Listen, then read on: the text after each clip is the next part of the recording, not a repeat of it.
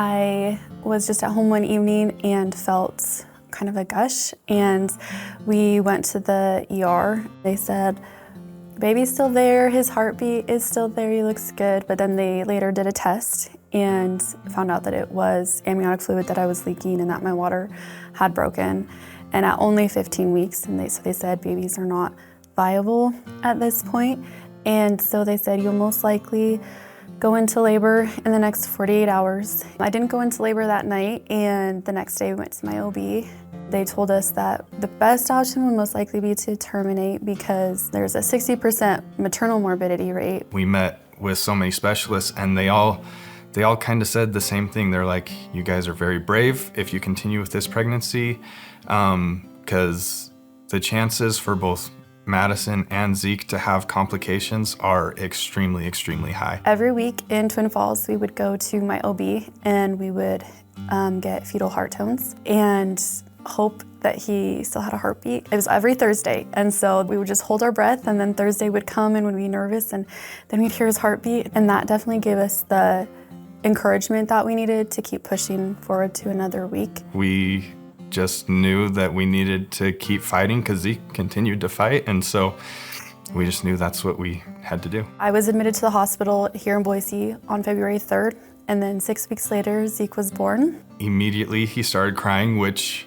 was the coolest experience to see because we weren't sure if he'd have enough lung strength to even cry when he was born. We didn't know what it was gonna be. We didn't know if he would make it out of that OR, but he did.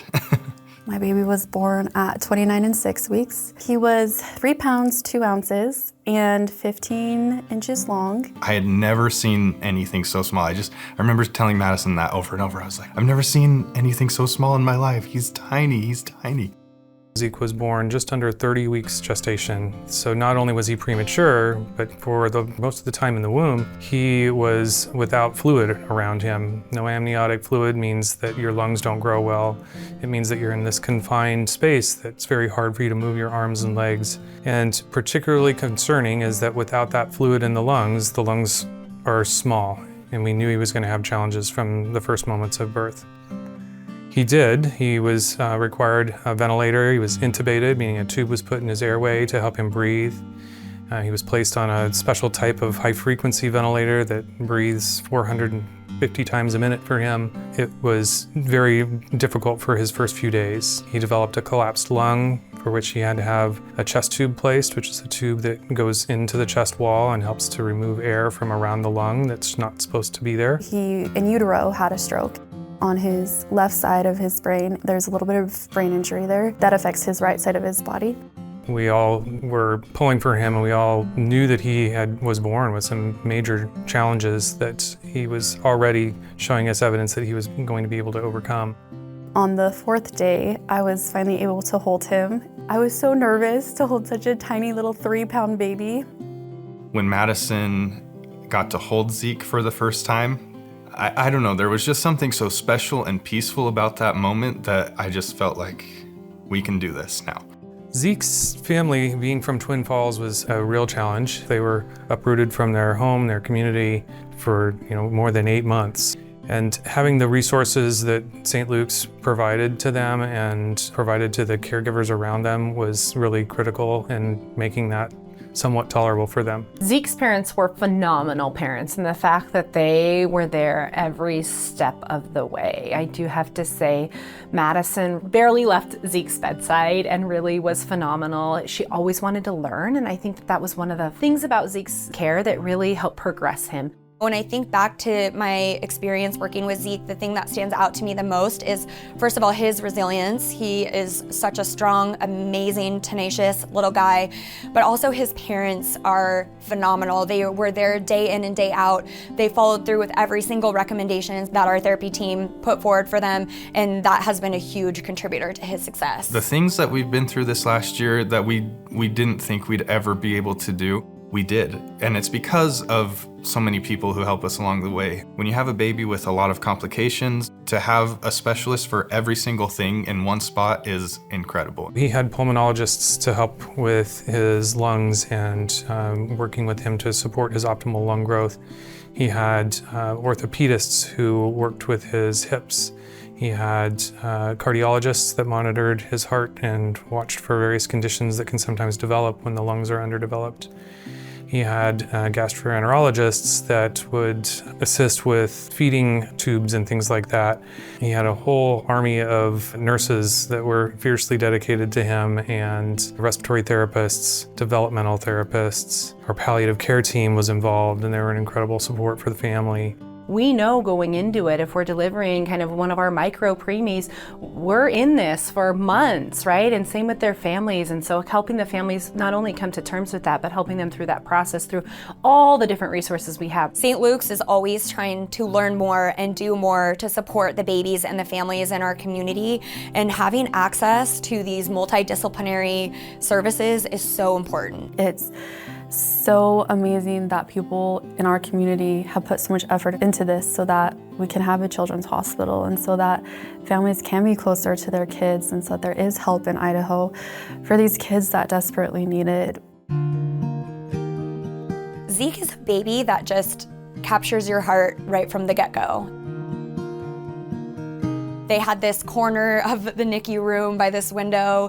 It just was a place that Zeke and his family managed to turn into a home. If a nurse couldn't hold him at the time or something, and to know that they could just call a cuddler and they'd come over, they'd not only cuddle him, but they'd play with him too. They'd talk to him, they'd read him stories. We also were super blessed by music therapy. Catherine is great, and she would come in and she would play the guitar for Zeke. He loves music, and so do I, so it was very calming for both of us.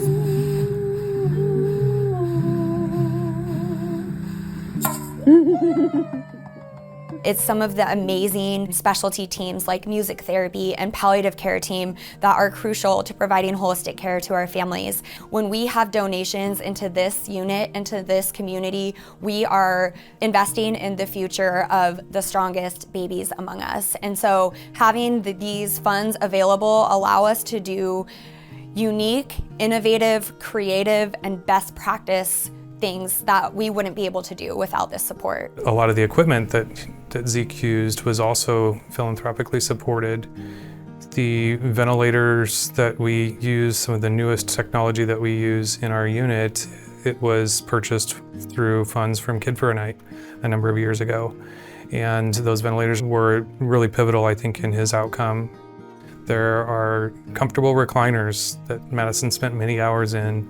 Even in a health system as big as St. Luke's, there's so many things that we depend on, not oftentimes enough funds to go around and purchase all the various things that we need.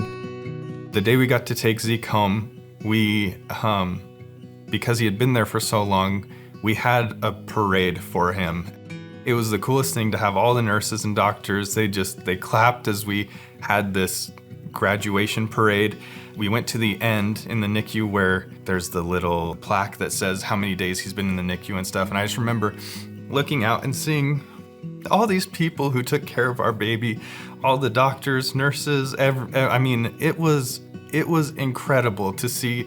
You know, they were crying because they were so happy for us, but at the same time, they didn't want him to go. And that's just, it's incredible to see how much love they had for him. Every single one of them had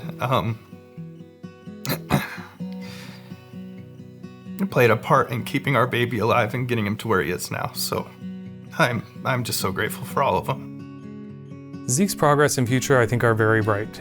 He had conditions that remain with him to this day and that will take months and years to fully overcome. But children are amazingly resilient. They're amazingly adaptable.